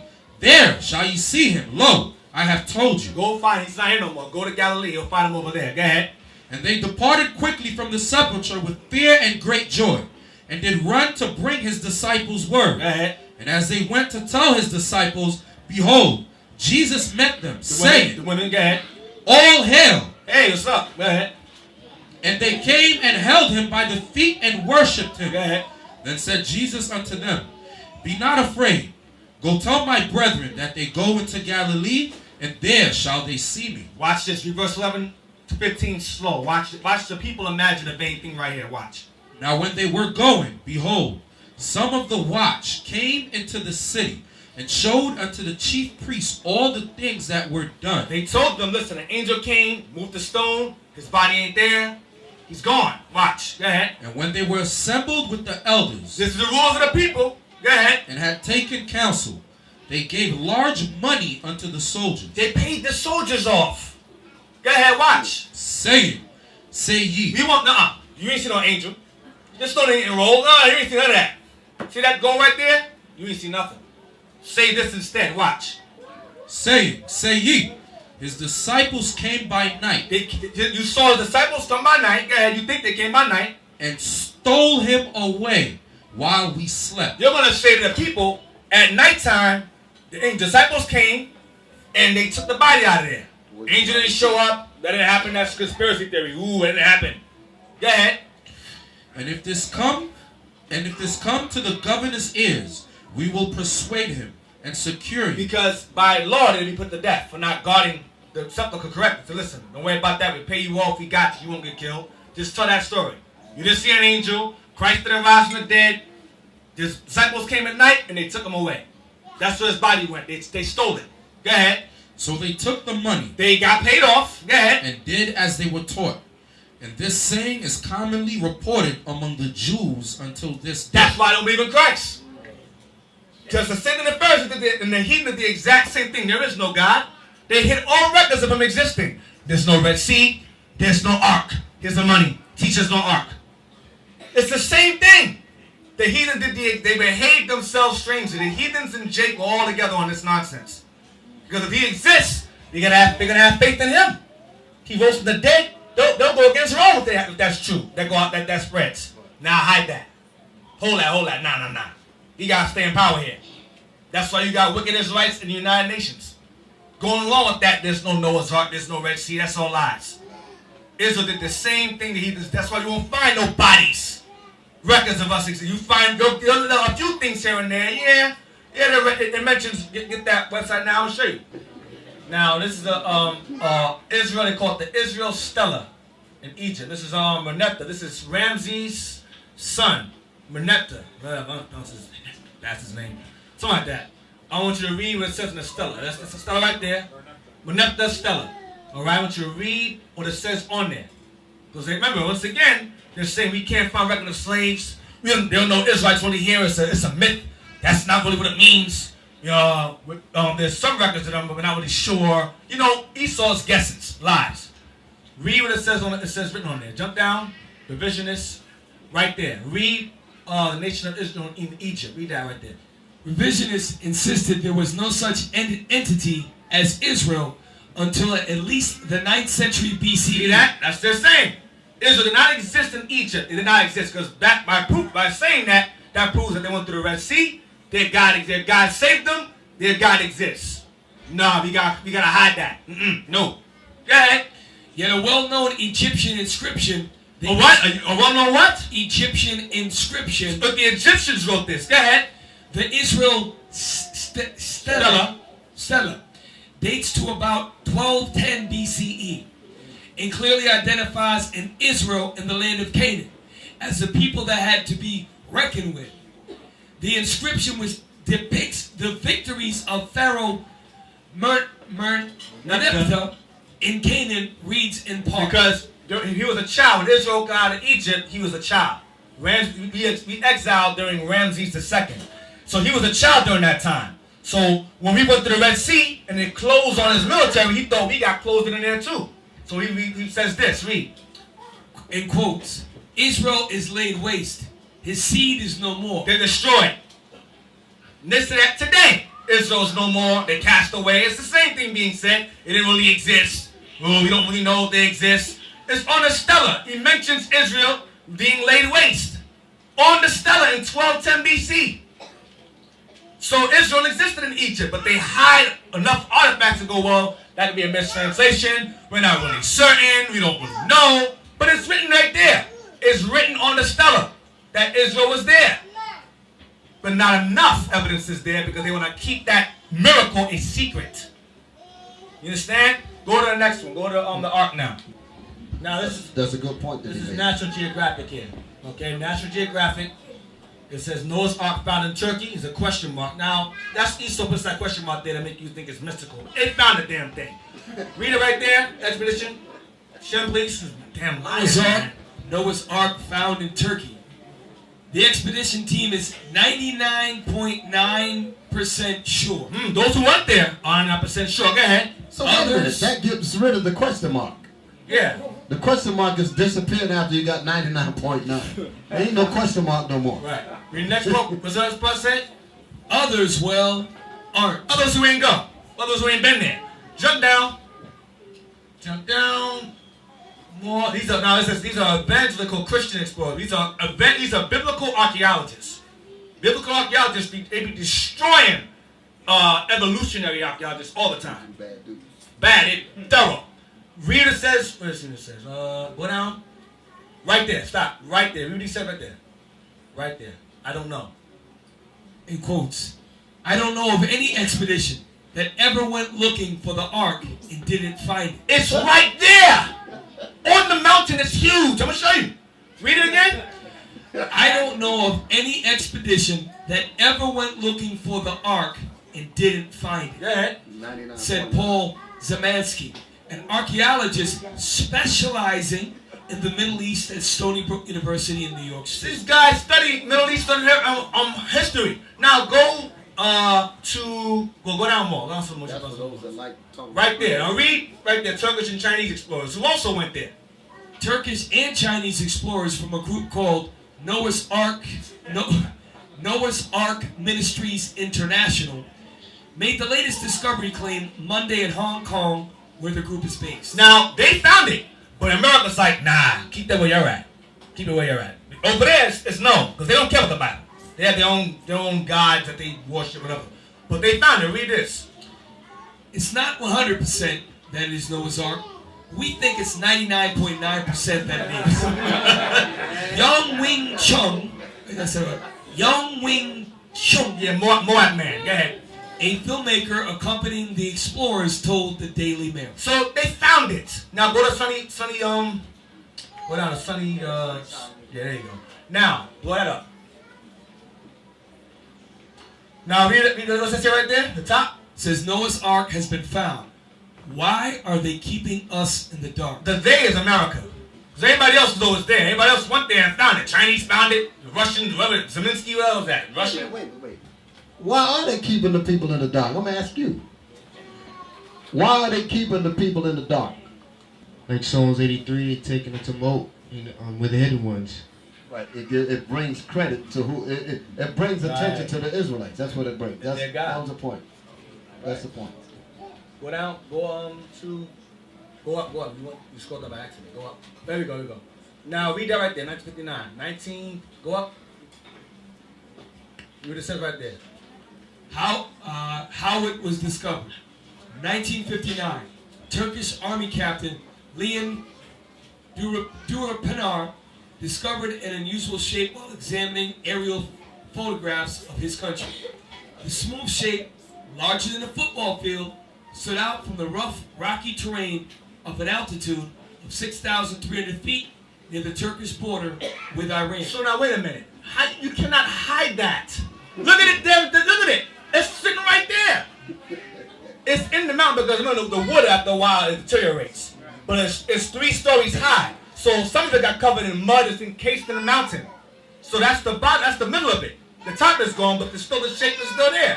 You see the bottom, the top, the front is pointy like a ship. Read on. Captain Durapinar was familiar with the biblical accounts of the Ark and its association with Mount Ararat in Turkey. You got dummy Egyptologists talking about this in Caucasus Mountains. Egyptologists saying this and they're getting applause. It's simple as hell. It's in Turkey. Go ahead. But he was reluctant to jump to any conclusion. So he didn't want to say, okay, it's the Ark, but he don't get too excited. So he did some more research. Go ahead. The region was very remote, yet it was inhabited with small villages. No previous report of an object this odd had ever been made before.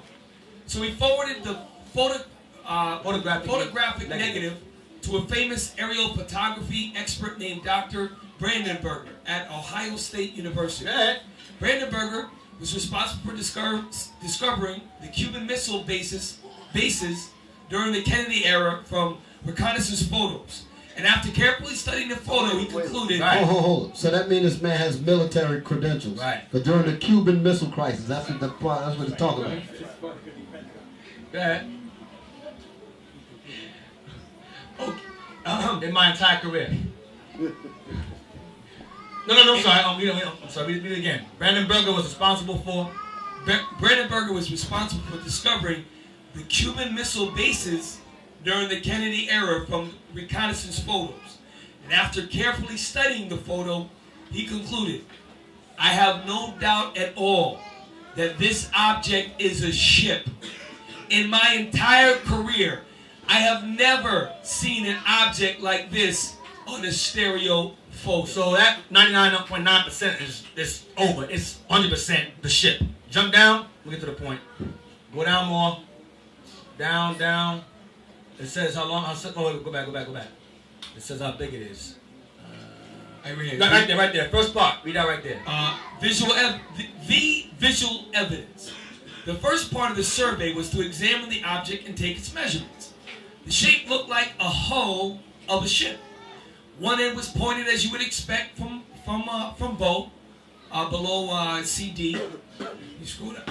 And the opposite end was blunt like a stern. The distance from bow to stern was 515 feet, or exactly 300 Egyptian cubits. Watch this. The average width was 50 cubits. Watch this. These were the exact measurements mentioned in the Bible. They found the ship. It's right there in the mountain. That's the petrified wood right there and around it like that. That's what that is. And it's under that. It's under there. They went in there and they found animal remains and feces in there. When they climbed down the bottom in the whole middle of the ship, they found ribs. They found nails in the wood. Go down. Go down. I'm so get to go down a little more. See them climbing down? That's the ribs of the ship. In the stone. Go up. Read the bottom part right there. Remember? You want to remember? You want to remember. Remember that this object, if it is the ark, is extremely old. The wood has been petrified. Meaning turned to stone. Fossilized, exactly. Go ahead. Organic matter has been replaced by minerals from the earth. Only the shapes and traces of the original wood remain. Perhaps this is why the expedition in 1960 was disappointed. They anticipated finding and retrieving chunks of wood long since eroded. So they were looking in the right place. They had to dig, and they found it. Read it. No, go down some more.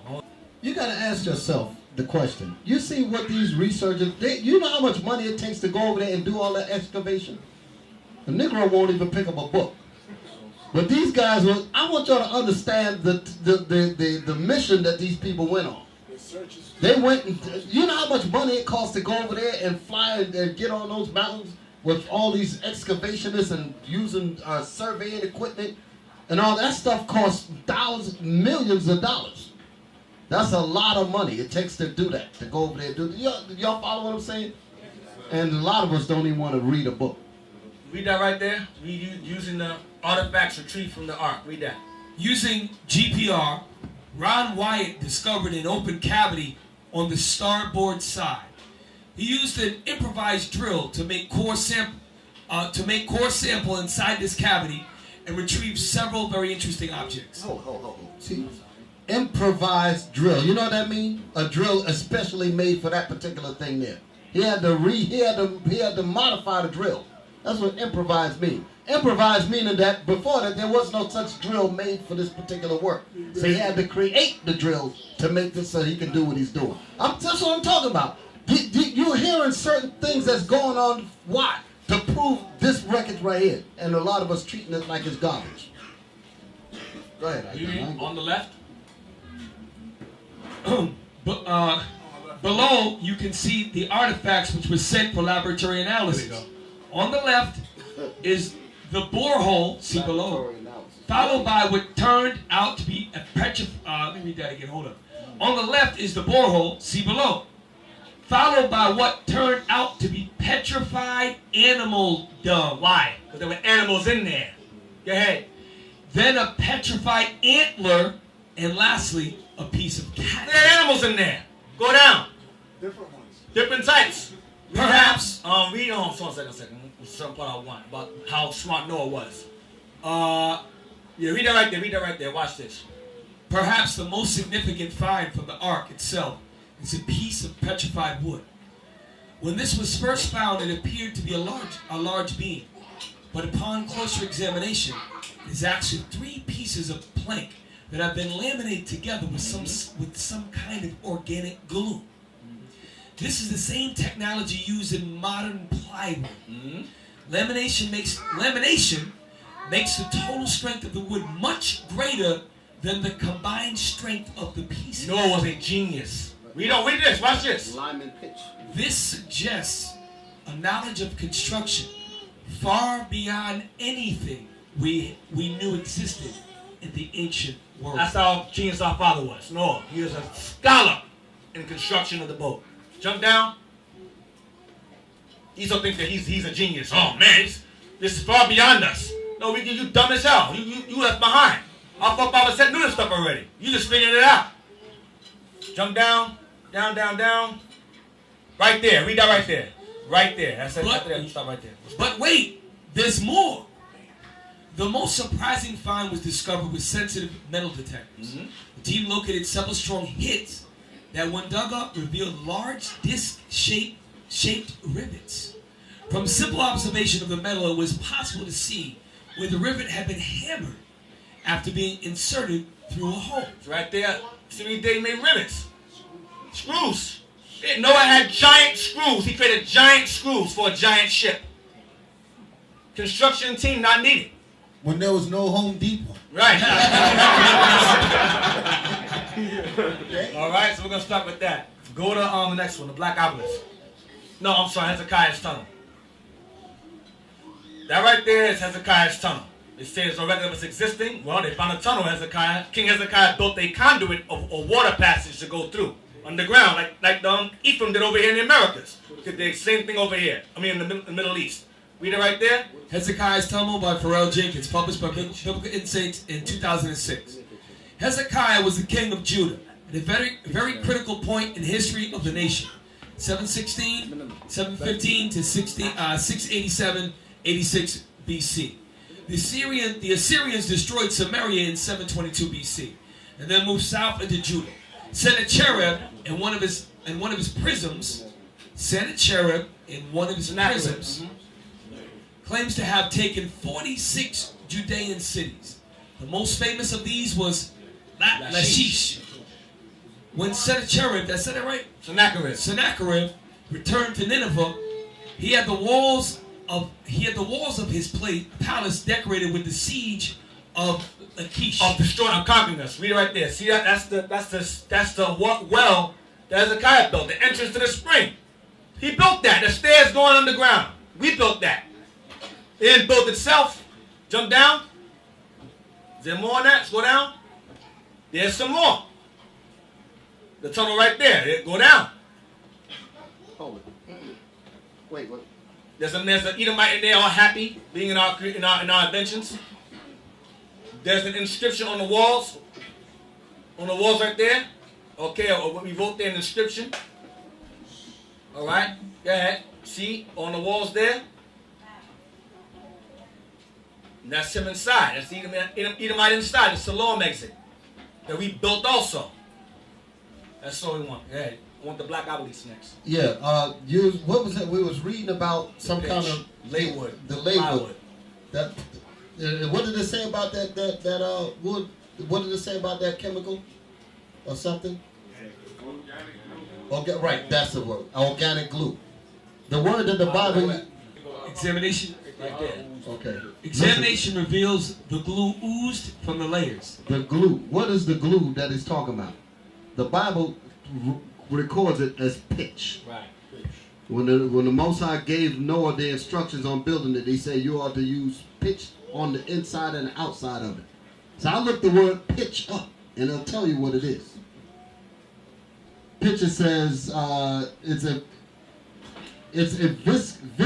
viscous, inflammable liquid associated with it, which was found in Mesopotamia and around the Dead Sea. It is used to make vessels watertight. Mesopotamia, that's where Noah was at in that region. Okay. So that's the lamination thing there.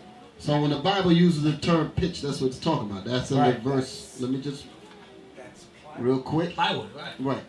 Just read the verse and you'll know what I'm talking about. This is in the book of Genesis chapter 6 and verse 14, so you'll know.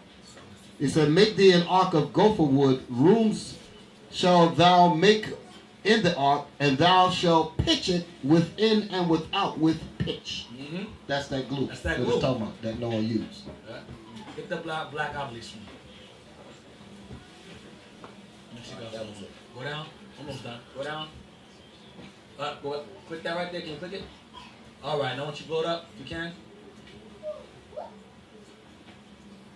Now, this is the Assyrians recording like Manepa did his victories. The Assyrians did the exact same thing. They would record their victories and inscribe them on stone tablets. Go to map. Go to Google. Type in black obelisk on and then go to images about his conquest of Lachish, the Jews of Lachish. Since we didn't exist, I guess the Assyrians were making things up where they could conquer invisible people. Simpletons. Wait, go back to the other images. There's a whole bunch of them. Okay, let me see. That right there, that one right there. That's the black obelisk. Click that. That's King Jehu bowing down to the Assyrian king. Okay? Sennacherib. Well, I guess that didn't really happen. I guess he was just drawing that for fun. He was drawing comic books. That's him bowing down. Alright? To the Assyrians on the left, that's Israel on the right. Go up to the next one. That you see brothers in braids and beards. Go back. That's Lachish. Go back. Go to that one to the left. Right there, the middle one. That's us right there. See the garments? See the fringes on the bottom? Go all around the garment, not in four corners, like the bastards do. All right? What's that? King Jethro of Israel. King Jehu of Israel. See, that's them going to the king, and then later on he's bowing down to him. All right, carrying their shofars, carrying horns on their shoulders. Go to the next one. Go back. Right, tributaries. And the bag of money also. Go down to... Right. Yeah, that's the one. Get that. 2 Kings 20:20. That's it right there. That's it right there. That's the picture. That's the... See them? Look at their hair. All beat up. Afros. Beards. And that's an Assyrian soldier leading them into captivity. That's the Jews of Lachish he was talking about. Get 2 Kings real quick. 20. Hezekiah building the underground conduit. And we're going to go to Psalm 64 and Deuteronomy 33. We're going to end it. 2 Kings what? What is it? 20 and verse 20. Right, read that. And the rest of the acts of Hezekiah, all his might, and how he made a pool and a conduit, and brought water into the city. There we go. Are they not written in the book of the Chronicles of the kings of Judah? Yeah. Did not Esau find it? Go ahead. And Hezekiah slept with his fathers, and Manasseh his son reigned in his stead. Right, so it's written in the scriptures and they found it. Now, go to Psalm 64 and verse 8. Yeah, start, yeah. Matter of fact, read verse 6. Read verse 6. Psalm 64 and verse 6. Because y'all saw Esau in that Hezekiah was that, right? You saw him there smiling. Alright, watch. Read this. They search out iniquities. Now they search out all ancient civilizations, including ours, to find pagan customs for the world to follow. And call it Christmas and New Year's. Alright, and Mother's Day and Father's Day. And they also, in the midst of that, find archaeological, biblical evidence of us existing and our kings existing. In the ark. Go ahead. They accomplish a diligent search. And as you can see, they're successful in their searches.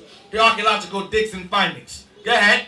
Both the inward thought of every one of them, and the heart is deep. Because they think ahead. We're gonna hide this. We're gonna let that go out. Hide this, because if they found that their God exists, they'll have faith in a God. And if they have faith in God, they have faith in that Bible that leads them to that God. Let's hide this stuff.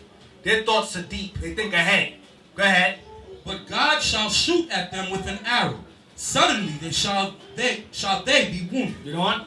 So they shall make their own tongue to fall upon themselves. Because they bring out evidence against themselves. They say there's no God, but then you find them out there digging up evidence that there is a God. So their tongue falls upon themselves. They fall into contradictions of themselves. Read it again. But God shall shoot at them with an arrow. Suddenly they be wounded. So they shall make their own tongue to fall upon themselves. All that see them shall flee away. Means stay away from them. They're lies. Go to Deuteronomy 33 and 29. Deuteronomy 33 and 29. So when we find these things, you realize that they're liars. Native Americans are savages. Lies. You said earlier that they had civilizations. Their tongue fall upon themselves. Liars. 33 and 29. Deuteronomy chapter 33 and verse 29. Happy art thou, O Israel, who is like unto thee, O people saved by the Lord, the shield of thy help, and who is the sword of thy excellency. And thine enemies shall be found liars unto thee. Shall be found what? Shall be found liars unto thee. Today you found that they're liars. God exists, the ark exists, Israel existed in Egypt. They're all liars. Go ahead. And thou shalt tread upon their high places. Eventually we're going to destroy the hell out of them and enslave them and let them know our God always existed. And you're nothing. As you always have been from the beginning. You will be so again. Alright? So with that we're going to end it. We're going to break bread. Shalom, brothers, and shalom, sisters. I'm Elder Nathaniel of Israel United in Christ.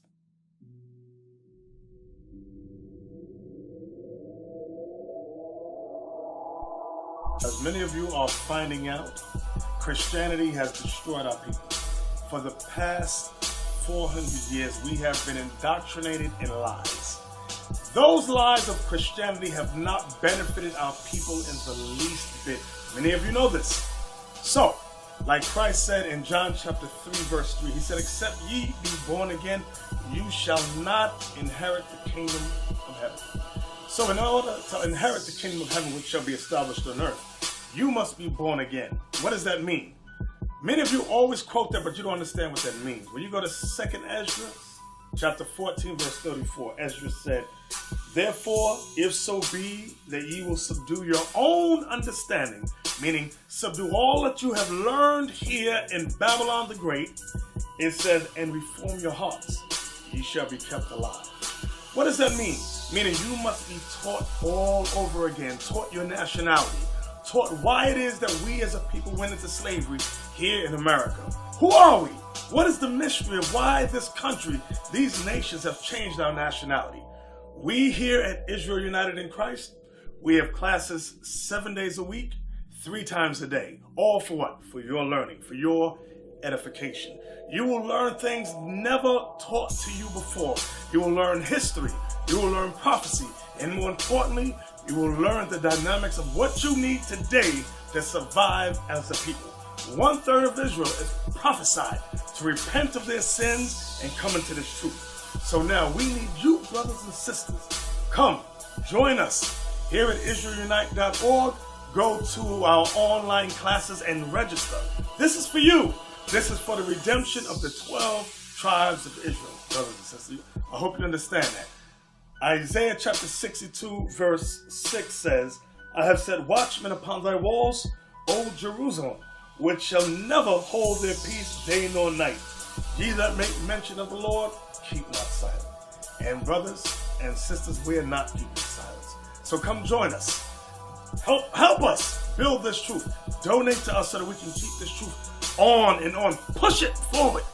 Help us get this gospel out, because Christ said when this gospel is taught throughout the earth, then shall the end come. So with that, brothers and sisters, we say shalom.